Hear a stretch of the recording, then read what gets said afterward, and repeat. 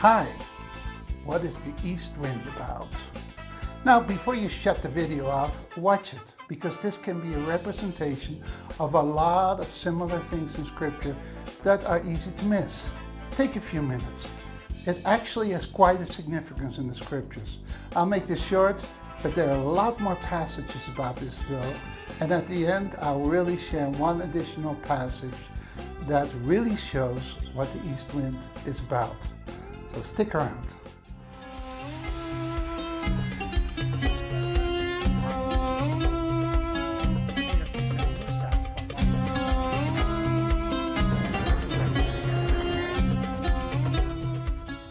The east wind is also called the Siroco.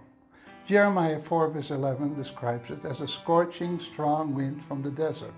It is the wind of judgment from God that will destroy everything. Look at this graphic.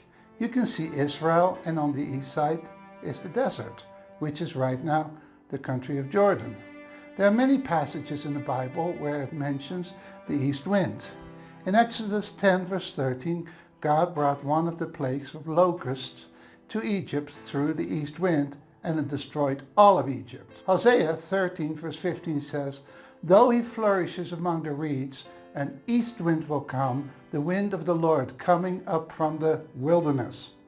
Then it describes all of the disasters that the east wind will bring. And Ezekiel 17 verse 10 says, "Behold, though it is planted, will thrive, will not completely wither as soon as the east wind strikes."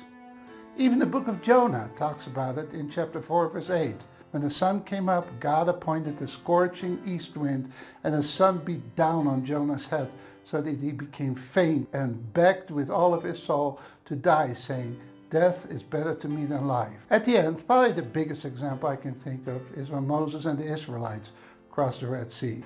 Listen to Exodus 14 verse 21. "Then Moses stretched out his hand over the sea, and the Lord swept the sea back by a strong east wind all night and turned the sea into dry lands, so the waters were divided." That's how the Red Sea got divided, and it ended up destroying all of Egypt's army. The east wind is always a sign of judgment from God. I've personally been in a country where a president committed fraud in being re-elected. When the country rebelled, he said, "Even God cannot remove me from the presidency." By the way, that's not a smart thing to say. He was gone within a week. I remember right before there was an extremely strong windstorm that came from the east. I'm not making a dogmatic statement about it. Maybe it's just a coincidence. But use a program like BibleGateway.com and you'll see many more instances of the east wind, or the Siroco.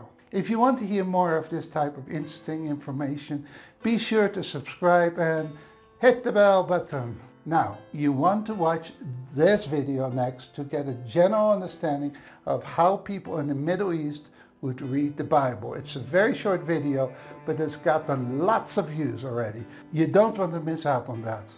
God bless you. Bye-bye.